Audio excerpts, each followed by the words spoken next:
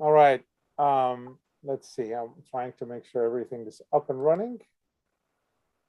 Do I get to see the audience too, or Oh, this is a webinar. You don't get to see the audience, but all right, that's fine.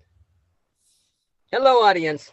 hello, audience. Yeah. All right. Good morning, everyone. This is JJ Risha with Pismo Ventures and with the National Venture Plan Competition. Thank you for being here.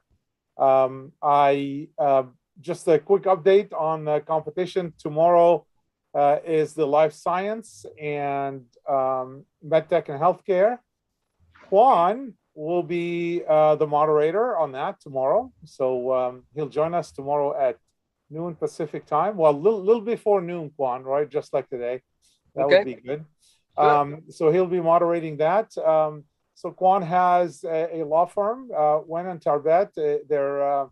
They have offices in Arizona and here in Orange County, California.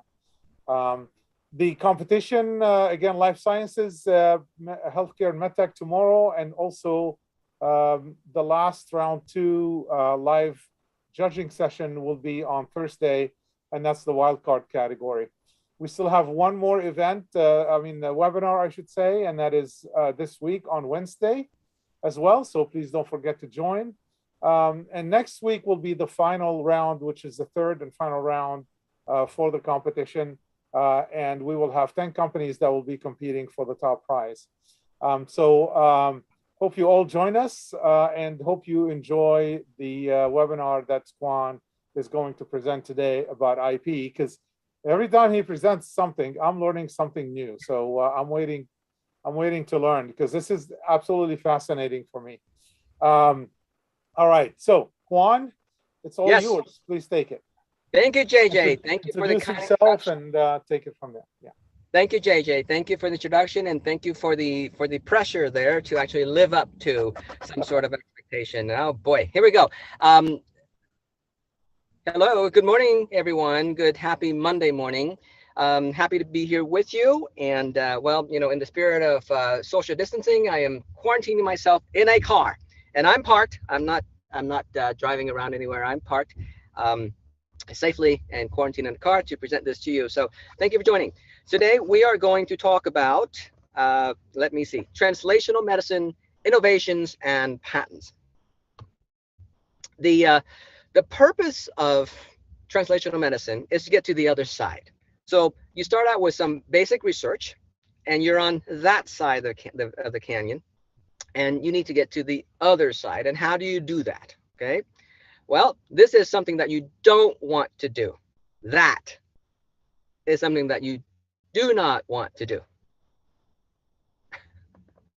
Ouchie. Well, I couldn't get the audio on. Okay. Well, so in order to get to the other side, we need to place in some boulders that'll stack up, and it'll help you build a bridge to the other side. And these boulders are product development, funding, regulatory, business planning and development, and intellectual properties. Okay. Once you have those boulders that fill in the gap right there, then you can safely get to the other side. Now, in commercialization pathways, whether it's in translational medicine or in any other technology, you have 2 ways to do it. You have your startup, and you have a license to an industry, one way or another, or you can mix and match the 2 of them. Sometimes you license to an industry, they would partner with you and you do it. Sometimes you have a startup, and then a company such as a Johnson & Johnson or Medtronic, they would invest in you, and you'd do it that way too. So there could be a mix and match, but these are the 2 ways primarily. All right. So let's first talk about startups. All right. So in startup, the whole name of the game is to de-risk and to exit. De-risk and to exit. When you talk with angel investors or VCs or whomever who's going to invest in you, they talk about de-risking a lot. And de-risking is basically showing that your product would work and that there are people who would buy your product. And so to de-risk, you got to do all these preliminary things. The more you de-risk, the better price you can fetch for your exit. All right, that makes sense? Okay. Now, to commercialize, just to give you a feel for the categories that you're in, to commercialize medical products, if you're looking to commercialize a new drug, you're looking at 300 million to 2.8 billion dollars for a new drug. A lot of money, right? New medical devices, it could be a little bit more affordable at $31 million for 510K, going up to about $100 million for PMA. And for diagnostic kits, it's more affordable. It's 50 million to about $75 million to commercialize something from bench side all the way to the market. Now, how do you get your startup ready for an exit? Well, you build something, and this is all de-risking, as you can remember. We talked about that just a few minutes ago. You build something, you prove that it works, and you need money. And you need IP and patents to get that money. So you need the money. Well, okay, people are going to say, well, I'm going to put in money into your company. How do I know that you've got something? Well, IP is usually it. If you just have a product, a device, and you don't have any patents, they're going to say, well, then a Johnson and Johnson or a Medtronic or an Allergan or somebody's just going to copy your invention outright, and then they'll compete with you, and then they'll snuff you out, and then so I shouldn't invest in your company. So that's why you need IP. All right, is so that you can have something that you can guarantee or make the investors feel safer that when they invest into your company, that they've got something that that is unique and competitors are not going to be able to capture your same market. That's the reason why you need IP. All right, so more on why patents matter. Here we go. Patents affects the investor's decision to invest into your company or not. Patent affects the valuation of your company. A little bit on that in just a little bit. Intangible assets, including patents, often account for 90% of a startup value. Now, on patents go way back. Just a little bit of history. I'm a history buff. I love history. In this particular case, it's about patents. Patents were originally, probably even before the Greeks. So here's something that was found somewhere within the Greek writing. Encouragement was held out to all who should discover any refinement in luxury, the profits arising from which were secured to the inventor by patent for the space of a year. A year. You know, I was thinking about that. A year, that's not too long, because patents these days, if you get a utility patent, it's 20 years. A design patent, it's 15. And a year is just barely enough. But I was thinking, well, their lifespan back in the day was probably 30 years old or something like that. So we live twice as long, 3 times as long. So that's probably part of the reason too. Anywho, as far as the United States goes, the patents were actually referenced in the Constitution. I mean, you can go look, it's pretty neat. And here's what it says: to promote the progress of science and useful arts by securing for limited times to the authors and inventors the exclusive rights to their respective writings and discoveries. There you go. So you can go look for that in the US Constitution. That's pretty amazing. Let me ask you a quick question. Someone is asking, what's the difference between translational medicine and medicine as opposed to medicine? Before you go, I'm sorry to interrupt. Sure. Yes. And I encourage people to just ask questions and transmit it to JJ. All right. So medicine is the practice of medicine, and you have application to human folks for the betterment of their health. And so there is basic research in medicine in which you look at the mechanism, the biomolecular mechanism of things, right? And then you have the clinical medicine and practice in which you administer medicaments and get them better. Translational medicine is bridging the two together. You have your basic science research, and your basic science research is in a test tube, and you discover a new pathway for a molecular mechanism of some sort that could be indicative in the treatment of cancer. But that's just molecules floating in the test tube. In the body, you've got a lot of other complications that go on, right? First of all, just think about it this way: you discover something that is a molecular mechanism, and that happens in a cell. Well, in the body, in order for you to affect that transformation, well, first you got to get it into some sort of a drug form that could be delivered to the body, and then what route are you going to go to, the oral route, the injection route, the IV route, and through that you get breakdown of the drug and how do you get it to the particular cell. So you got to make sure that you have some sort of a prodrug that carries that agent across the cell membrane to get into. So all those things, that's translational medicine, is to go from basic science and go through all the barriers and the complications to get into a human where it actually works. And it's one of these crapshoots where you can even have discover something in a test tube and you try it on a mouse and it doesn't work. Oh, actually, let me put it this way: you put it into a mouse and it works. Then you try, the next thing is you try a bigger animal. You put it into a pig or a dog, and it works. And then you would try it in a human in an FDA 1, 2, 3, and it doesn't work, right? So that's because there are variations amongst the species and so on and so forth. I can tell you this: I was in-house patent counsel at a company. It is now known as Ionis. Back in the day, it was known as ISIS. Well, the interesting story about that was the CEO for the company, a great person, fantastic scientist and a CEO. Um, his his company he found was called ISIS, and this is back in the early days, where it was just the beginning of ISIS, and people wanted him to change the name. He said, "No, absolutely not. I was here first. Make those terrorists change the name." But in the end, he succumbed to the pressure and he changed the name to Ionis. Anywho, what I was going to share with you was that when I worked for the company, we had drugs that were going through FDA trials. You have FDA trial 1, 2, and 3. Okay, we we the company had success in FDA 1 pass, FDA 2 pass. The third level is when everything happens. And so when it happens, if and when it passes, you got to be ready to manufacture and ship out. I was sitting in my window over there. I see constructions of these manufacturing plants coming up, right? And they were building and building at a very fast pace just to make sure that we meet the deadline of if and when the FDA passes on the third round. There, we're ready to go and manufacture. Where we sat and we looked, and then the news came down. Construction was going and everything like that. Well, news came down, did not pass FDA level 3. And so all construction stopped. That was a heartbreaking event.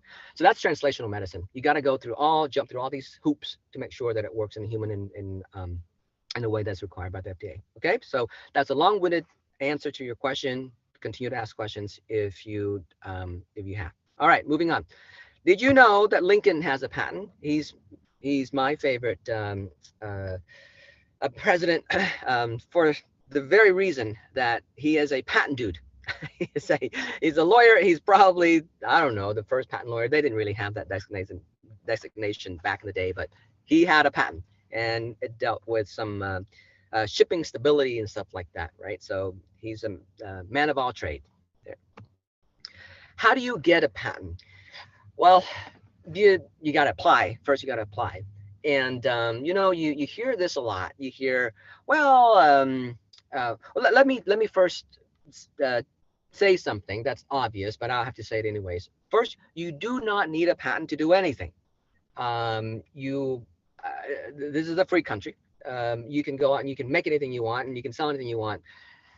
However, if you want, well, the only authority that would tell you that you can't do and make something would be the FDA, because that has to do with health, and that's a regulatory matter. And if you pass through them, if you have an FDA approval, you still don't need a patent. But the reason you need a patent is what we talked about earlier, is that you want to make sure that when you have your product, people can't just be copying it. Of all of your money investment and research, and you remember those numbers, they ran into the tens and hundreds of millions of dollars. You don't want to invest all that money and then someone else comes in and just take your idea straight up and make money off of it after all of your efforts in there. And also, it's public policy as well, is that if someone had spent that much resource in doing something, then it's fair that the government comes in and give them that monopoly over the particular research and product that they have. So how do you get a patent? You get a patent by applying for it. And once you apply for it, there are these standards that the patent office look at to make sure that it meets their standard. And I tell you, it's so subjective. We can go into some of that in just a little bit. That you meet those standards, and then you negotiate with them. You go back and forth, and then eventually the patent office will or will not give you a patent, and you fight on. Okay, if you don't. All right. So you hear a lot about prior art searches. Are you required to do a prior art search when you submit a patent application to the patent office? The answer is no, absolutely not. You don't have to. You're not required to. And the reason that people would do a prior art search is basically for their own comfort, that when they are going to be investing a lot into this particular line of research, that there's nobody out there that has already done this, because if someone who has already done this and failed or whatever it is, then it'll be a waste of resource to spend time and money into pursuing something that's been done by people before. Um, so that's why you want to do a prior art search for your own comfort level. And also when investors invest in you, they'll ask whether you've done a prior art search or not, because they want to know if they invest their money into something that people have or haven't done yet already. So that's the reason why. Now, when let's say that you don't do a prior art search, and you just kind of go, well, okay, I'm just going to go at it. And because the prior art search is going to be X $1,000, and I'm in the area, I feel good about it because I'm an expert in my field, and I know there's nothing out there. Okay, fine. You submit your patent application to the USPTO. They will do a prior art search for you because that's their job. And part of the fee, the government fee that you pay for the submission of your patent application, includes a prior art search fee. So the USPTO will do a prior art search, and they will then, I suppose, harass you about it. And so they'll say, well, yeah, this is your invention, and we found something identical to it, and then so on and so forth. And then that's where you point out to them that, hey, I'm different because. So now here you go. Here's an example for you. A prior art search is any existing information available to the public before the filing of your patent application. And a lot of people think that, well, a prior art is only other patents. Well, it's other patents, and it's especially in the world of medicine.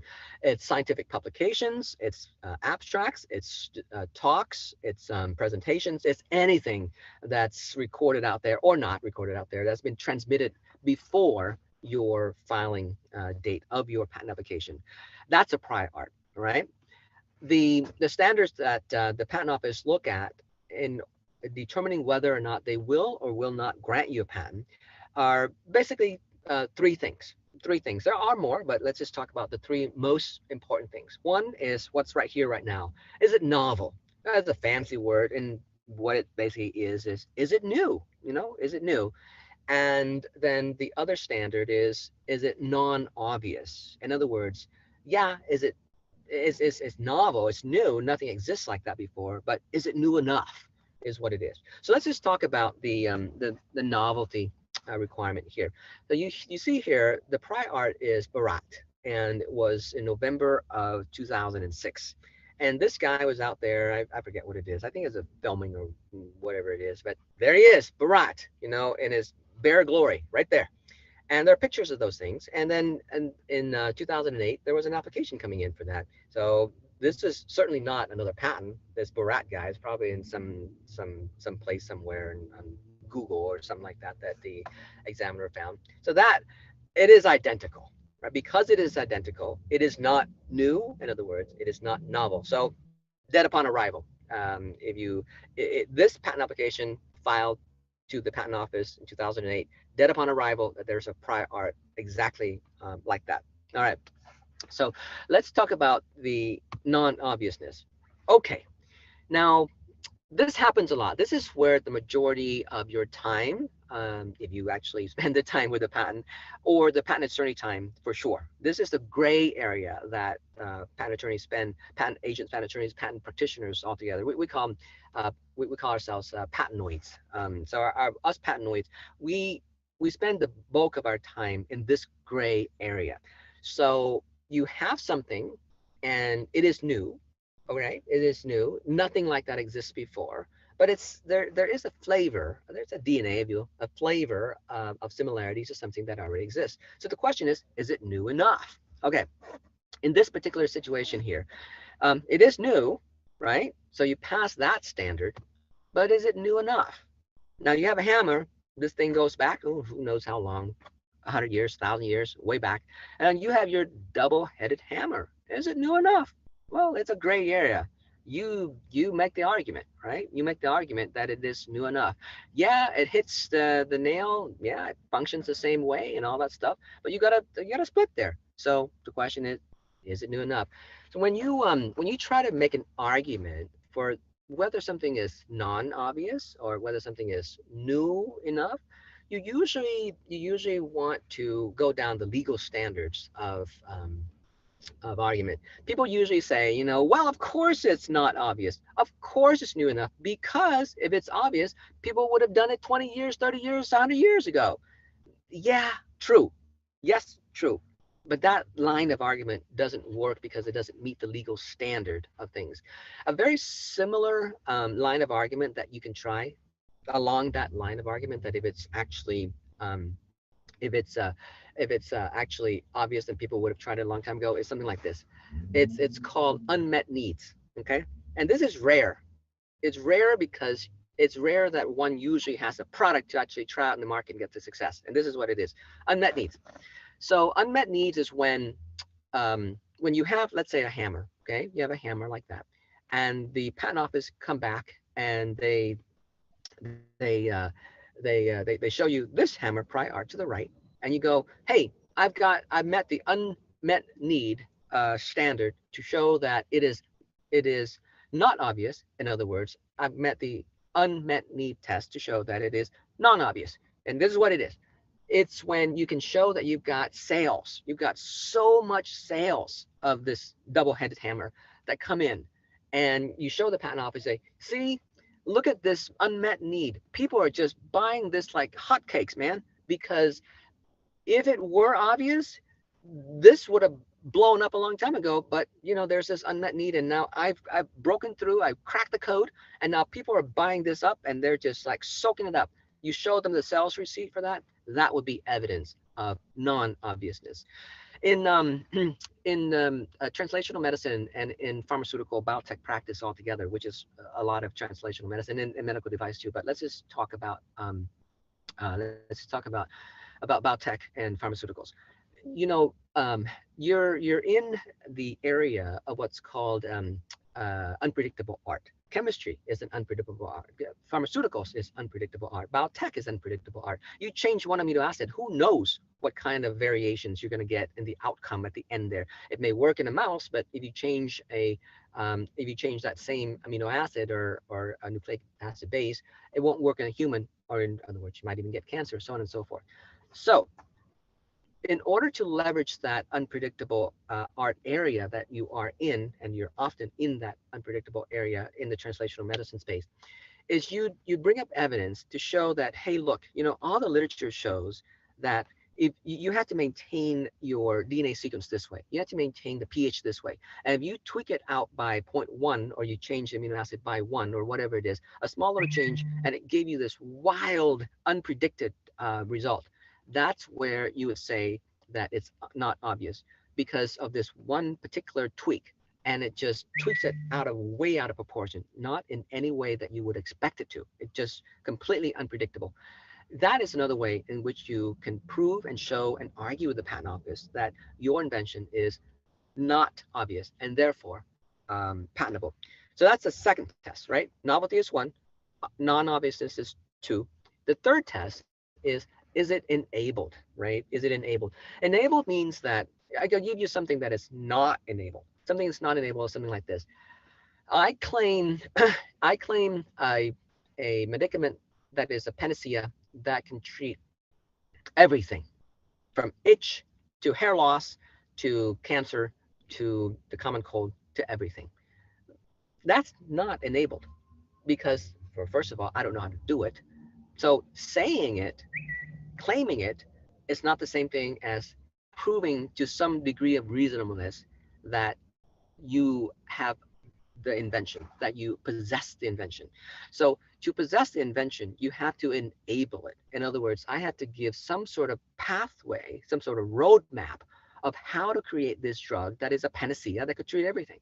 And then most likely I can't, because no such thing exists, right? Although I've had many inventors who come in and claim that it is a panacea. Well, I guess the closest thing to a panacea is probably aspirin, because it does treat a lot of things.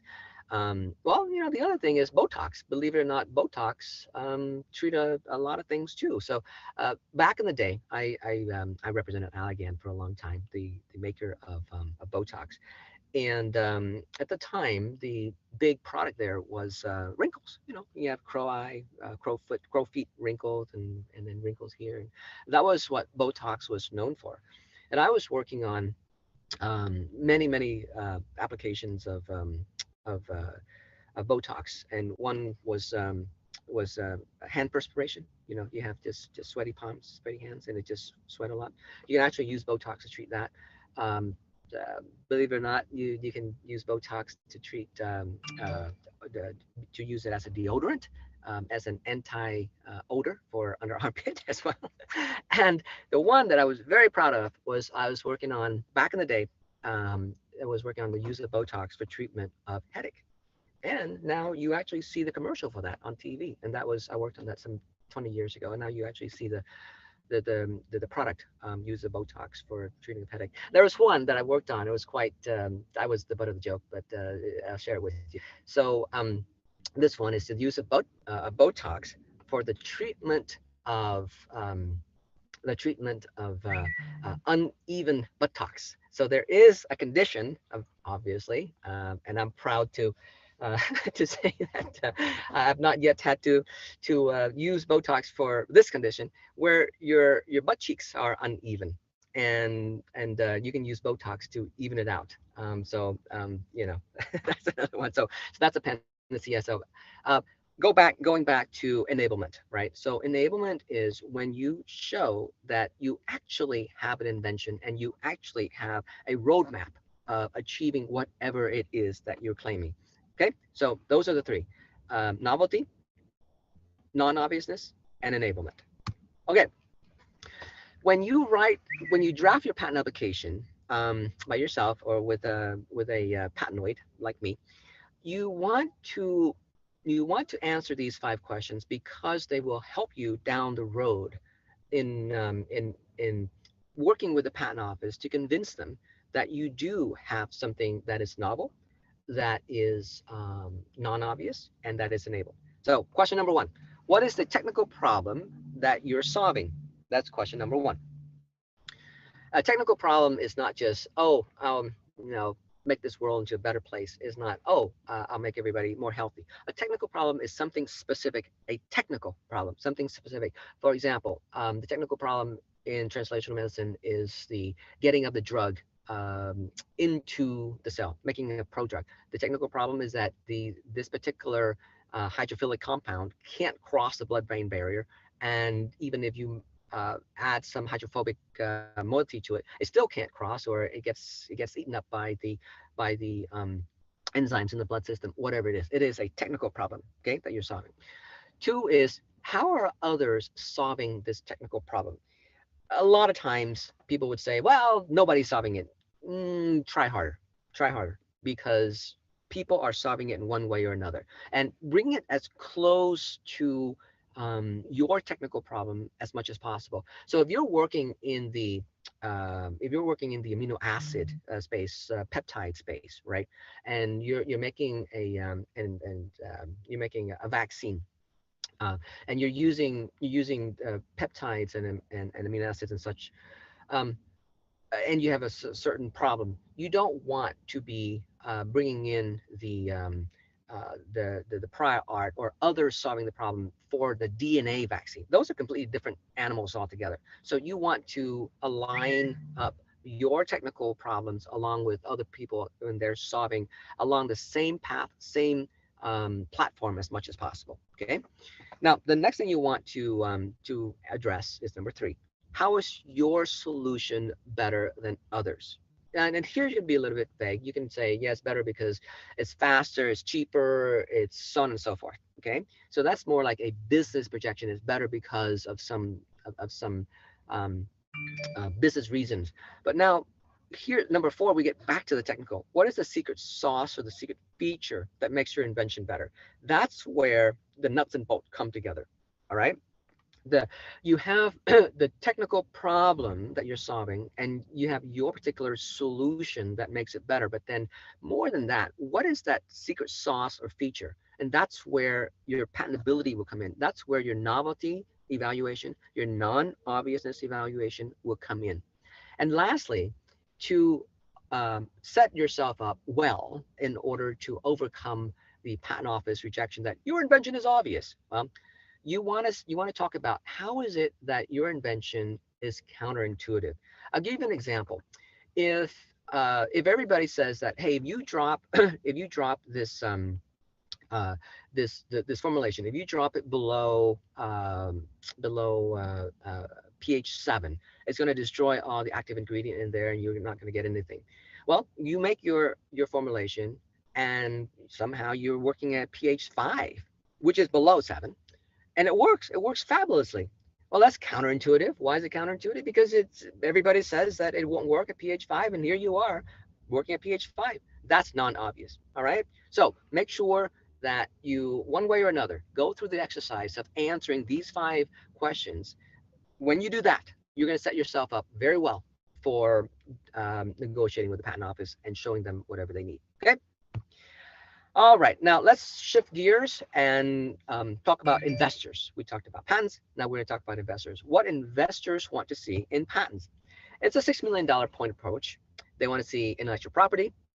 They want to see investors altogether. They want to see that. But in evaluating to whether or not to invest in your company, they look at the other 5 categories as well. They look at the market opportunity, look at the product itself, they look at the team. Very, very important. This is your classic horse versus jockey consideration, right? You got a great horse, but the jockey is not strong. You got an average horse, but you got a very talented jockey. A lot of times, I can tell you that the investors would go for a very, very talented jockey, and the product is a so-so. You have a better chance of winning that way. Why? Because products don't sell themselves. It needs people, needs talent, needs team to put it together. And so that's why most of the time the jockey wins out in terms of the jockey horse consideration all the time. Customers, you got to have customers and revenue. All these things here, one, two, three, four, five, six. Basically, it is to de-risk something, right? So an investor comes in, they see intellectual property, check, market, check, product, team, customers, revenue, check, check, check. So that de-risks a lot of things for them, and that would make an investor feel comfortable to invest in your company. So let's dig in a little bit about the intellectual property. Here is a standard and typical checklist for an investor to come in. You see that star section right there where I've got the star, and it says competitive landscape. What is the status of the intellectual property? Let me just kind of go in a little bit more detail for you. There it is. So there is trade secret, there's core patents pending and issued, and the complete estate of the patent. Let me just touch base with you on the difference between pending and issued. So a lot of people, when they submit a patent application, they would say, "I have a patent on something." Well, okay, that's your layman language. I have a patent on something. To be accurate about it, I have a patent pending on something, because when you submit an application, a patent application to the patent office, it usually takes about 18 months to 2 years before you begin to hear back from the patent office. And the reason for that hibernation period, waiting period, is the patent office is always backlogged. Right now, in 2021, at the end of 2021, they're probably looking at cases that were filed in 2018, 2019. So there is this always a 2 year lag on them. So then during that period, your patent pending, and then after they pick it up, they'll send you what's called an office action, in which they would say, "We found this prior art, this prior art, this prior art." Not going to give you a patent, but explain how your invention is distinguishable over the prior art that we find. So, anyways, you go back and forth, and you negotiate with them. That's patent pending. And the other question that people ask is, am I protected while I'm patent pending? Am I protected? Well, like any good lawyer, the answer is always should be, I'd say, it depends. It depends. Well, what does it depend on? It depends on what does protected mean? Well, you are protected in that if someone files the exact same patent application as you do, you win because you beat them to the filing date. You filed first, you win. So that's how you're protected. But are you protected if someone begins to copy your invention and begins to commercialize it and begin to make money off of it straight up? No, you're not. Because while you're patent pending, you're not patented yet. There's no issued patent. You can only take your patent to court and enforce it if and when you have a patent in hand. So it gets kind of awkward. Let's say you have a patent pending application and someone infringes. So and you know about that. What do? You send them a letter saying that, hey, company XYZ over there, I'm threatening you now. If and when I get my patent, I will sue you. That doesn't come across very well. So it gets into this awkward situation where you're patent pending, but you can always send them a notice saying that, hey, giving you notice here. We're patent pending, and we have a very good shot at getting a patent, and you're under notice. When we get our patent, you're liable for these things because of the you have notice, and the damages could collect up and so on and so forth. That is one way you can do it. Now, when your patent granted or you have your patent issued, that's when you can actually go and enforce. And usually the thing you do with that is someone infringes, you send them a cease and desist letter saying that um, you have a patent and that you believe that they are infringing on the claims of your patent here. So please cease and desist from doing that.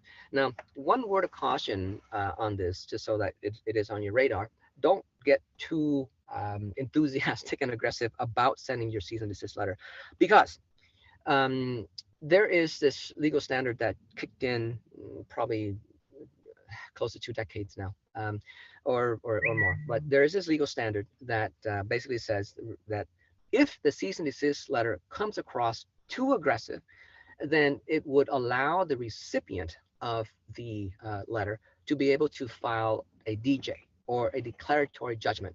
In other words, if you send a letter that is threatening enough, saying that I will sue you, that's pretty threatening. They have the uh, uh, the ability to then file a lawsuit directly against you, declaratory judgment, saying, "Hey, judge, you know what? There's no infringement here. Please tell the sender of the letter to actually cease and desist themselves and just actually stop harassing me." They can do that. What's the downside of being too aggressive, and what's the downside of the other side triggering a lawsuit against you? Venue is a big thing. Jurisdiction.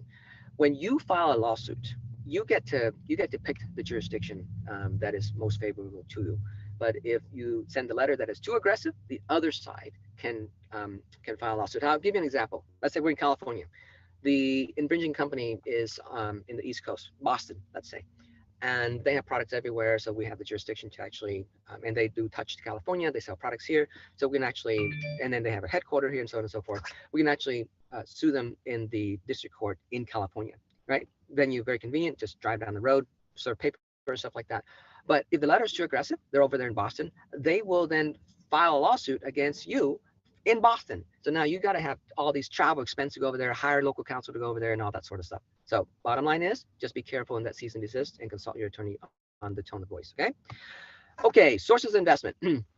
And let me see, the time I have here is 42, so I'll try to wrap it up in about 10 minutes or so. Sources of investment. You have angel investors, you have venture capitalists, you have these non-dilutable funds such as the SBIR, STTR. So those are great. I actually have a friend who exited 2 companies, and the bulk of his funding was from the SBIR and STTR. It it doesn't take away the equity of the company at all, because these are government money that come in, and they're usually they're state money that come in, and they are supported by the state in order to have economic development. So the state wants to develop and to help companies, and they put money into the company. In return, when the company grows, they'll hire people, and then the economic development from there. So those are the SBIR and SBA loans and stuff like that. Okay. Okay. And then you have crowdfunding, and then you have the three F's. You have the three F's. It's friends, families, and fools. And they count too. And then there are other sources of seed money. So you've got friends, family, and fools. There you go. Okay. Angel investors. On I don't know how many angel investors we have on this call right now, but on this platform of the Pismo, JJ's got a tremendous network of angel investors out there. So if you're on this program, you get exposure. That's huge. That's important. Angel investors, and angel investors are individuals who invest. They could come in a group as well. It's a practice. I think that's what it's called. Like, you can ask JJ that, but it's a family group of angel Family investors. offices, yeah. Yeah, family offices, right? And then sometimes they invest their own money. Sometimes they invest as part of a group. There you go. Okay. And in California, we have the Tech Coast Angels, which is huge, 5 or 6 chapters, I forget. Um, JJ and I belong to the Orange County one. There's Los Angeles, there's the San Diego.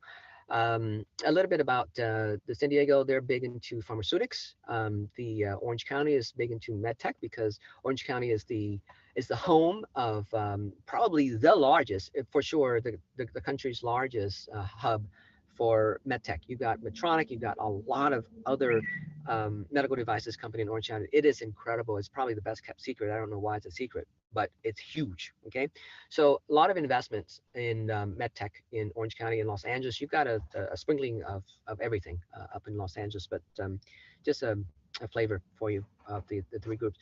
And the good thing about the Tech Coast Angels is that once you get a pickup in one group, then it gets a pass for the other groups too, and that kind of get your train rolling that way. So we encourage you to apply to the Tech Coast Angels. There are the Pasadena and so on and so forth, and the groups work together in a syndication. And talk to JJ about that. He's very very plugged into to that environment. Um, the angel investors, they tend to go into tens of thousands of dollars to several million as well. And here I have examples of Arizona. They're all over the country. You have your California, Northern California, so on and so forth, right? And you have it in Arizona, New Mexico, and Colorado as well. Okay, so there we are. Okay, venture capital. Venture capital, you have a range of them. You have a range in venture capital. And remember, we talk about de-risk. Angel investors are earlier in investment, and the number is lower, as you can tell here from the dollar. The risk is a lot higher at the angel level. At the venture capital level, that's when you have your round A, round B, and so on and so forth. They usually run into the millions, if not tens, if not the hundreds of millions of dollars. In fact, I work with one venture capital that invests at a minimum of $100 million. They don't go any less than that, and so you can imagine the due diligence and the de-risking that they would need. And usually at that stage, at the $100 million investment, it is something that is very very well established, and it needs a little nudge to get to the next level, and so on and so forth. So let's move on. You have your small business innovation research, right? And they are great because it's free money. Effectively, you just got to have the diligence and the tolerance of the patience to go through it. And you can hire people to help you with this too, and they take a percentage of your award, so you can do that. And over at UC Irvine, there's an SBA UCI that you can talk to. So you want to check that out. That's a great resource for you. STTR, small business technology transfer. The difference between the SBIR and the STTR is that the STTR is one where you partner with a nonprofit organization, and usually it's a university. So if there's a professor at UCI, for example, that has a technology, and you partner with UCI or UCLA or what have you, then you can apply for an STTR. as opposed to an SBIR. That's the difference between the two. And you can see there that the award run pretty high, $150,000. That goes a long way. Although in the translational medicine, $150,000 is in the scheme of things, you can see in the tens of millions, hundreds of millions, it's small, but nonetheless, at the early stage, is very important. And also, what's really cool recently is that there's ULP, there's a wet lab. For the longest time in Orange County, there was not a facility for wet lab, and the Beal family, very very grateful to them. They have created the ULP, the wet lab that you can apply for, and it's a great place. I think it's run by Stan Rowe. Stan Rowe is the former. Either he founded, co-founded, or one of the original people of Edwards Life Sciences. A great guy, and great resources over there at ULP for wet lab. All right, opportunities in translational medicine. You've got genetic tests, biomarkers, precision medicine, personalized medicine. When I was growing up, personalized medicine was what it was, but then now we got precision medicine, which is a different flavor of that. Research tools, risk prediction models, new drugs, reposition drugs, which is a great place to be in, because you have FDA approval already, but then you just reposition it, repurpose it for another use altogether, and it's a very very fast track to getting the drug on market, because usually it takes about 10 years. But if you have an FDA approval for one indication, if you can reposition it for a similar indication of some sort, then you can cut through a lot of that red tape of the FDA and get your drug to the market. And I'm involved in a huge effort to do that too. So digital medicine is a big deal these days. Wearable sensors and smartphones and telemedicine. It's a booming area these days, right? And also artificial intelligence.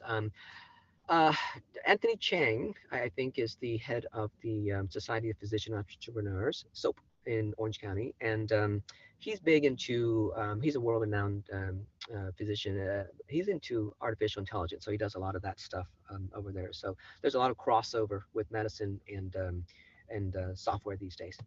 Okay, well, thank you. I've got 10 minutes left. I'll save it for questions. All right, so thank you very much, Quan. So we got the answer for that, depending. Okay, any questions, please post in the Q&A. And also, if you want to jump on live questioning, just raise your hand and I'll bring you in for a live question. We talked to. Okay, I was reading some of the chat, but anyway, any questions for Quan?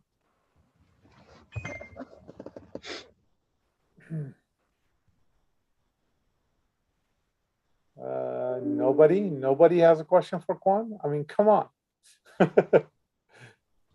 All right, then I'm gonna talk about freedom to operate, okay? Because this is important. I think that would be really great, because people don't understand how important that is, and investors definitely look for that all the time. All the time. So the two questions that investors ask for are, do you have a prior art search done for this already? So they want to know if the patent is going to have a fair chance of getting granted or not. So that's the question for prior art search. The other is, when you go and make this thing, whether or not you have a patent on it, doesn't matter. Whether or not you have a patent on it, when you go and make this thing, are you going to be infringing on a third party's patent? That's the question. So it's called freedom to operate. In short, for that is FTO. You'll get the FTO question quite a bit. And the examples I have for you are below. So the patented invention is a tool device comprising an iron block and a handle to the iron block. Okay, that's the claim. An iron block, the metal piece there, and a handle. So your invention is that to the right. Are you infringing? Well, I guess I can't see folks, but I usually take a poll on this to see what people's thoughts are. Anyway, you take a poll on this, JJ?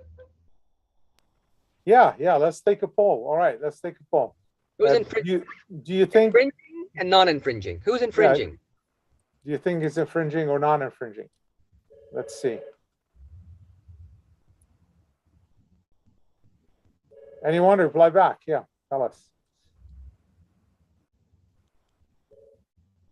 All right. Do we have a number? We don't have a number yet. Okay.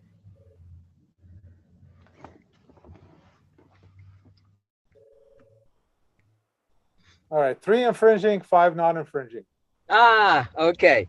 Well, the 3 win. It is infringing, and I'll tell you why. Even though you've got 2 heads over there, a claim infringement analysis is you look at the words of the claim and you check off to see if all the features are met from the product. So the product is basically to the right. You've got iron heads and a handle. The words are to the left. An iron block. Well, so you have an iron block. You look to the right. Yeah, it has 2 iron blocks, but it doesn't matter. An iron block is an iron block. And in patents, a could be singular or plural. Interesting, huh? So an iron block could be 1 iron block or 10 iron blocks. So check. All right, so iron block, check. A handle attached to the iron block. Well, yeah, that's a handle. It's got a split, but it doesn't matter. It's still a handle. Check. And because you can check off all the features on the left, listing features, where the product to the right has those features. It's got some extra heads, so that doesn't matter, but it has what is checked off. That's why it's infringing. Okay, I'll give you another example. Here we go. Let's say that you have a, let me see, you have a fancy car to the left, and you patented that fancy car. A competitor has not so fancy car, but it's patented. Okay, it's patented, and all it is it says the patent to the right is 4 wheels and a carrier. If it says 4 wheels and a carrier, well, let's guess what? Yours to the right, much fancier, got 4 wheels, check, and a carrier, the seat and everything, check. That's infringement. And the fact that you have a patent on the fancy car doesn't save you, right? Because somebody has got a more generic or broader patent. Let's do this one.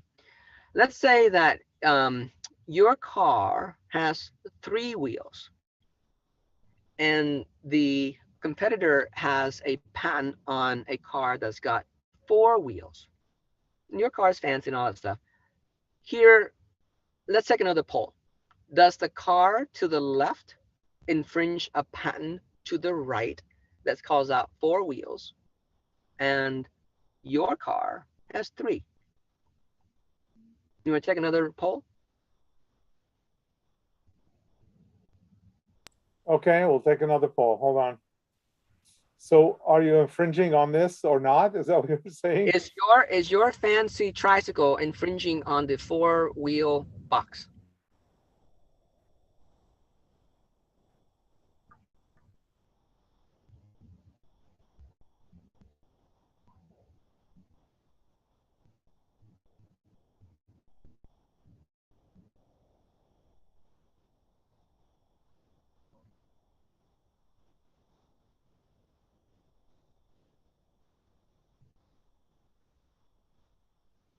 We have a result.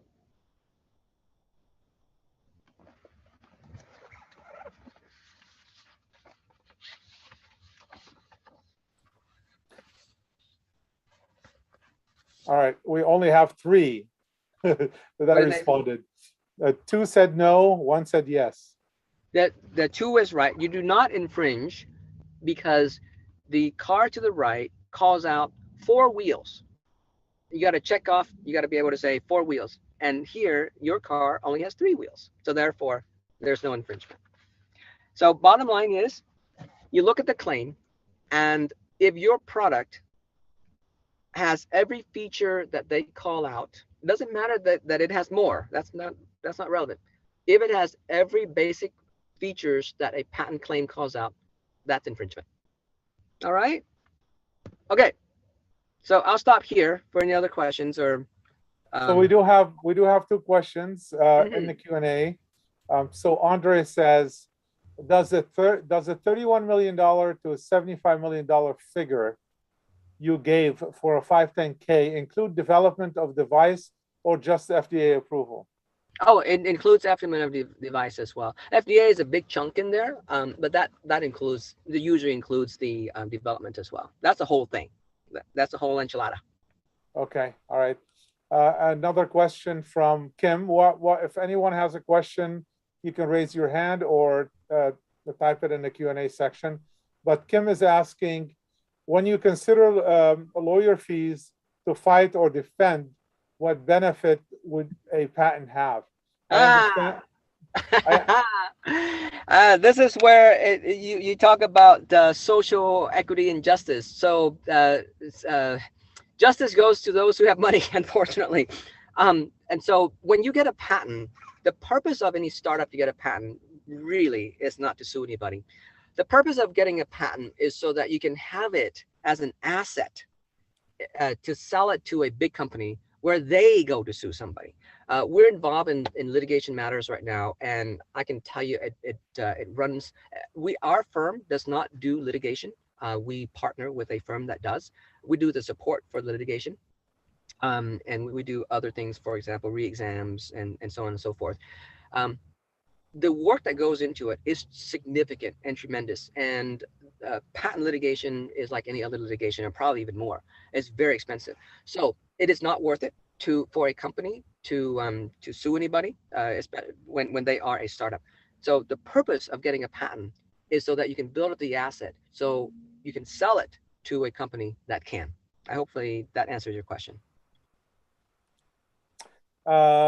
She was continuing to say in a question, I understand that the defensive standpoint, however, also wonder if it's a fair comparison to insurance.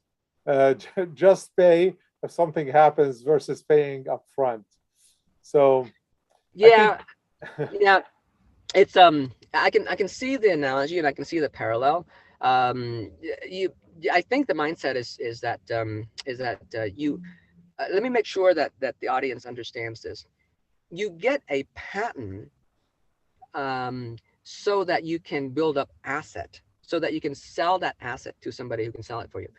You don't get a patent thinking or believing that just because you have a patent, someone cannot sue you.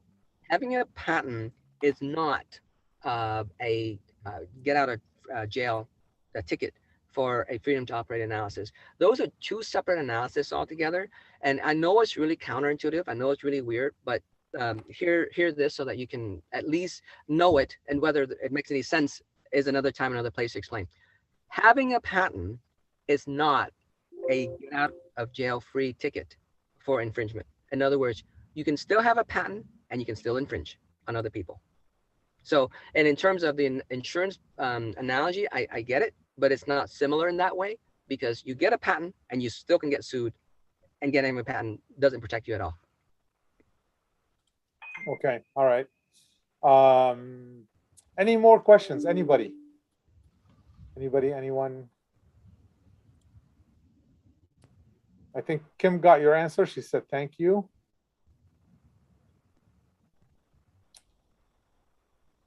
All right, you know what we're gonna do? We're gonna say going once, going twice. Going twice? And going 3 times. And see you tomorrow. And if you don't have any questions, we're gonna see you tomorrow. Yes. Well, Quan, thank you very much. I'm sorry you had to be in your car doing this, but it was great. It's quiet. It's got the sound effect that I want. You know, it's like soundproof. Are you in Arizona or here? I'm in Arizona. Okay. All right.